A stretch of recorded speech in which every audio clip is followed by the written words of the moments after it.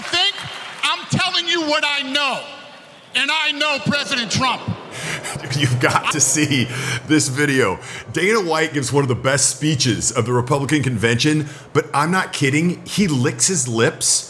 We'll have a live count here. And it's phenomenal. He's a huge Trump fan. I've heard him talk before about this. He's actually very, very passionate about the things he's talking about, and with so much emotion. And you can tell he's practiced his speech many, many times. But he gets so worked up. I don't know if he had a half a can of Red Bull before the speech or what. Let's watch this speech, and then at the end, I'll give a breakdown of what he could have done to improve it and make it better. Because the thing is, if you know Dana White, you know he's an emotional guy. He's always been very vocal about things ever since the whole COVID thing started.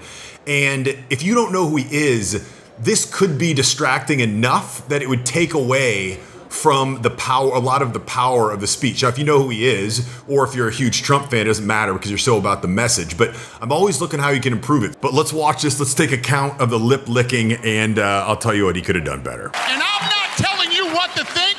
I'm telling you what I know. And I know President Trump. I know President Trump is a fighter. I've been saying this since 2015.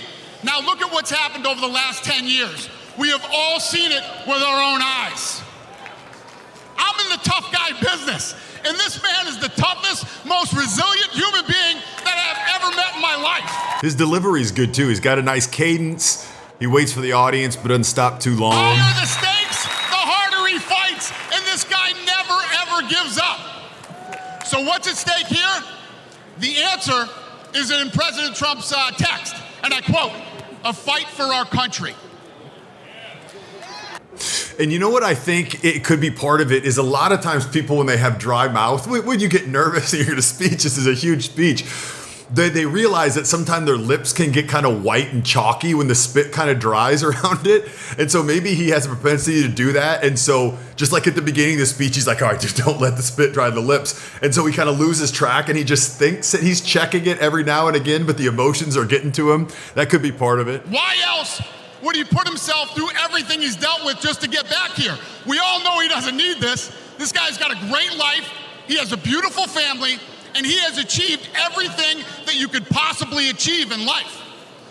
I know President Trump. He almost stops himself from talking. He starts talking and then licks his lips again. He almost has to stop himself from speaking. And he's willing to risk it all because he loves this country.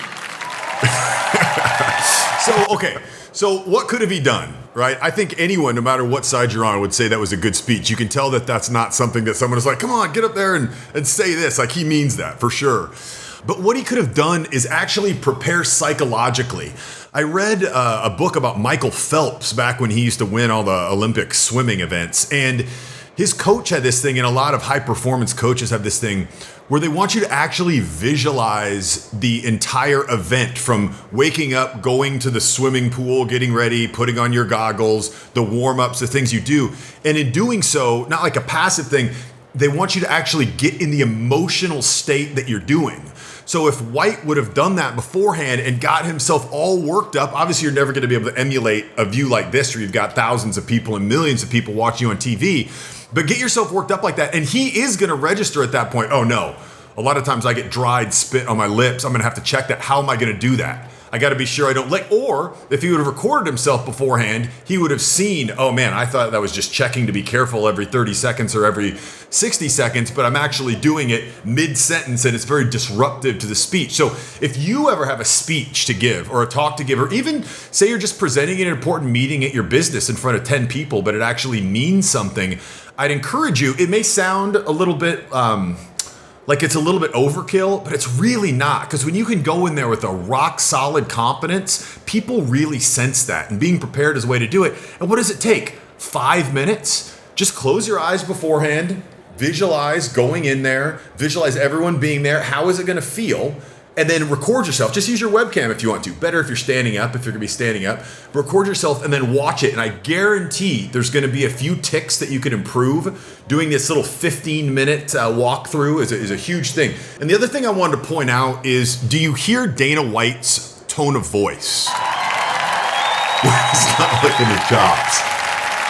The higher the stakes, the harder he fights. And this guy never, ever gives up. Does he sound confident in what he's saying? Does he sound like he has projection?